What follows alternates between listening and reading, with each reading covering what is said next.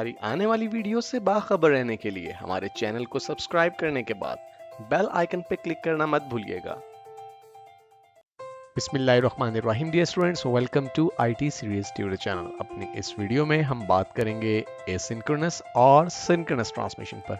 लेकिन इससे पहले कि हम ट्रांसमिशन की बात करें, हम एसिंक्रोनस और सिंक्रोनस को समझ लेते हैं कि ये क्या है। जब दो डिवाइसेस एक ही वक्त या रफ्तार से बैक वक्त किसी एक काम के लिए तैयार हों तो कंप्यूटर की ज़बान में हम उन्हें सिंक्रोनाइज्ड डिवाइसेस कहते हैं।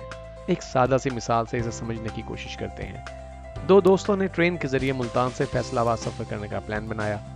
दोनों ने अपने रिस्ट वॉचेस पर टाइम को एग्जैक्टली मैच कर लिया और तय ये पाया कि ठीक 8 बजे दोनों अपने अपने घरों से स्टेशन के लिए रवाना होंगे। अब चूंकि दोनों दोस्तों के रिस्ट वॉचेस में एग्जैक्टली सेम टाइम है, इसलिए इस रिस्ट वॉच की बिना पर दोनों एक ही वक्त पर एक ही काम करेंगे। तो हम कह सकते हैं कि दोनों दोस्त आपस में सिंक्रोनाइज्ड हैं। डाटा ट्रांसमिशन के लिए अगर दो डिवाइसेस आपस में सिंक्रोनाइज्ड हों, यानी एक डिवाइस जिस वक्त डाटा भेजने के लिए तैयार है, दूसरी डिवाइस एन उसी वक्त डाटा को रिसीव करने के लिए तैयार है, ऐसी डाटा ट्रांसमिशन को सिंक्रोनस ट्रांसमिशन कहते हैं। इसके बरक्स एसिंक्रोनस ट्रांसमिशन में डाटा भेजने और वसूल करने वाली डिवाइसेस हर वक्त सिंक्रोनाइज्ड नहीं होती। हम अपनी प्रीवियस मिसाल को ही इस्तेमाल करते हैं।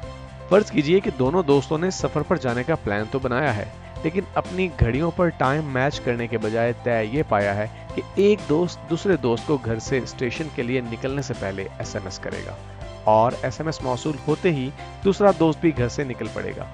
इस सूरत में एक दोस्त को दूसरे दोस्त के एसएमएस का इंतजार करना पड़ेगा और एसएमएस मौसूल होने के बाद ही वो घर से निकलेगा।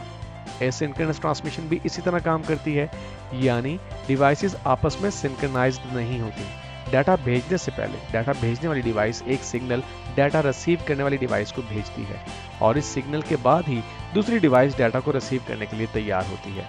एसिंक्रोनस ट्रांसमिशन में डाटा कैरेक्टर बाय कैरेक्टर मुंतकिल होता है। हर कैरेक्टर को भेजने से पहले सेंडिंग डिवाइस रिसीविंग डिवाइस को स्टार्ट सिग्नल भेजती है। ये सिग्नल दरअसल बिट वैल्यू 0 पर मुश्तमिल होता है। ये सिग्नल मिलते ही रिसीविंग डिवाइस एक कैरेक्टर को वसूल करने के लिए तैयार हो जाती है। एक कैरेक्टर के ट्रांसफर का अमल मुकम्मल होने पर sending device stop signal receiving device को भेजती है और ये सिग्नल बिट वैल्यू 1 पर मुश्तमिल होता है। स्टॉप सिग्नल रिसीव होने पर रिसीविंग डिवाइस को पता चल जाता है कि एक कैरेक्टर मुकम्मल ट्रांसफर हो चुका है। एसिंक्रोनस ट्रांसमिशन में हर कैरेक्टर के ट्रांसफर के दरमियान वक्फा यकसान नहीं होता और ये तरीका सिंक्रोनस ट्रांसमिशन की निस्बत स्लो और इनएफिशिएंट है। सिंक्रोनस ट्रांसमिशन में डाटा ब्लॉक बाय ब्लॉक मुंतकिल होता है और हर ब्लॉक बहुत से कैरेक्टर्स पर मुश्तमिल हो सकता है। चूंकि सिंक्रोनस ट्रांसमिशन में दोनों डिवाइसेस सीपीयू क्लॉक की मदद से सिंक्रोनाइज्ड होती हैं, इसलिए स्टार्ट या स्टॉप सिग्नल की जरूरत नहीं होती। ज्यादा बड़ी मिकदार में डाटा ज्यादा तेजी से सिंक्रोनस ट्रांसमिशन की मदद से मुंतकिल किया जा सकता है और ट्रांसमिशन का ये तरीका कंप्यूटर और इससे रिलेटेड डिवाइसेस मसलन प्रिंटर के दरमियान रिमोट कम्युनिकेशन के लिए मौसर है।